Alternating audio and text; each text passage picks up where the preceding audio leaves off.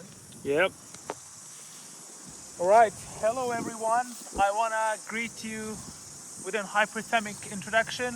It's a sunny day. It's a nice day. We are in Hamilton campus. We love what we are doing and we are happy. And I was telling Furkan the next time we do this, we're going to start doing it in fancy dress costumes. So that'll be another thing that varies. Prepare yourself for that. Yeah. Or other people you might recommend to take the course. So what I want to introduce today is an idea, a discussion about a kind of enhancement that philosophers have gotten really interested in. And it's sort of a different from. So we thought about enhancing intelligence. We thought about extending lifespans. We thought about enhancing moods. How about enhancing morality? That sounds interesting. It's not a physical enhancement, right? It's No, not. it's not. Yeah. I mean, it's kind of the mind, and it's making us more moral. So how moral do you feel, Furkan? Today? Yeah.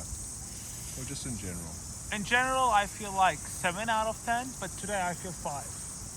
Oh gosh.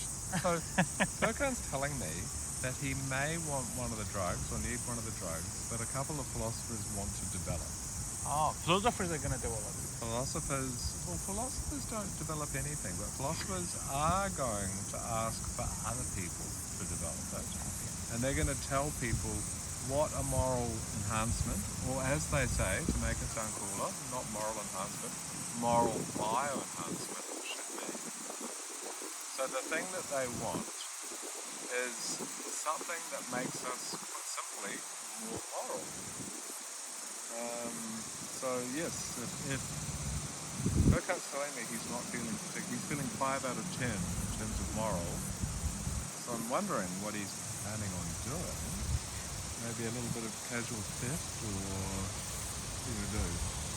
You're not going to physically assault anyone, I assume? I don't think so, but I might fool myself today that I'm working really hard, but I'm actually doing nothing. Oh, okay, that's pretty, compared with some of the bad things that people do, that's not so bad.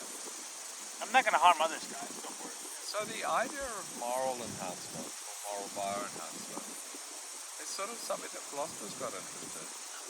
And they initially got interested in it because they noticed, remember there are these people called bioconservatives. So in my dialogue, there's a guy called Winston, and he claims to be opposed to all enhancement. And the idea of moral bioenhancement was sort of like a thought experiment. It's like, how do I persuade people like Winston, bioconservatives, that not all enhancements are bad? Well, here's an idea. How about a kind of enhancement that by its definition is good? An enhancement that makes us more moral. If you reject the moral enhancement, that would make you immoral, right? Kind of. I mean, it's got to be good, isn't it? Because it's by definition good. So, I mean, that was the initial idea. So let's consider that as a thought experiment. And then, of course, some other philosophers came along. A guy called Ingmar Persson. I think I'm pronouncing that correctly. He's from Sweden. And Julian Savulescu, I think I pronounced that correctly. He's from Australia. And they thought, well, let's turn this thought experiment into a practical plan. So they said, well, look, what humanity needs is to be morally better. And I suppose if you look at the way the world's going right now, you can certainly see some justifications of that. I mean, how good a job is humanity doing at avoiding a terrible outcome for so many people from climate change? If you think about the problem of climate change, well, maybe if we were super clever, we could design a technology that would just fix it. But in actual fact, it's pretty clear. The basics of doing something about climate change are pretty clear.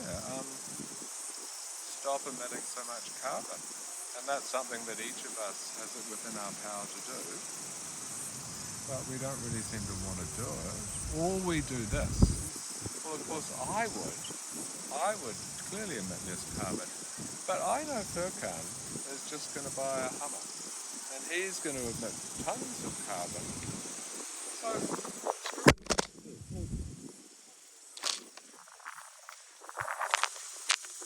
we are back.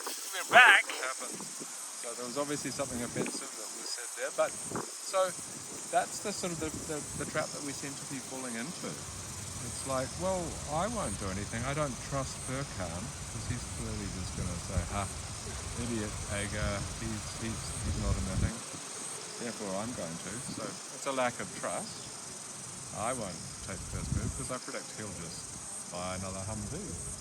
Yeah, I mean, if I had the money, because I'm feeling 5 out of 10 today, Yeah. I could just drive everywhere. Yeah, why not? Just for fun. Because Yeah. burning carbon is actually enjoyable. Oh, And it's like electric cars cool, but isn't it? Getting in the car is really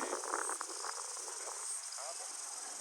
You know, hearing that emitting- sound, you know. Yeah, that's what we enjoy. People love going on a cruise. Everyone loves that. So the other sort of so they think, Ingmar Persson and Julian Savulescu think we need to be. If I was just more moral, I would trust Furkan more. And I would say, well, I'm going to do it, and I trust you to do it. And he would think the same about me. Oh, because I'm more moral, so I'm more trustable. Yeah. So there's that problem. And there's also another problem, which is kind of related, the same kind of thing. And that is that, well, how much of the money in the world do we now spend on weapons that end civilization and end humanity? Everyone knows, even the people who are building them knows that if we seriously start exchanging nuclear weapons, firing of each other, it's curtains for everyone. And yet we can't see that seemingly. So we'll look at a solution to that next week.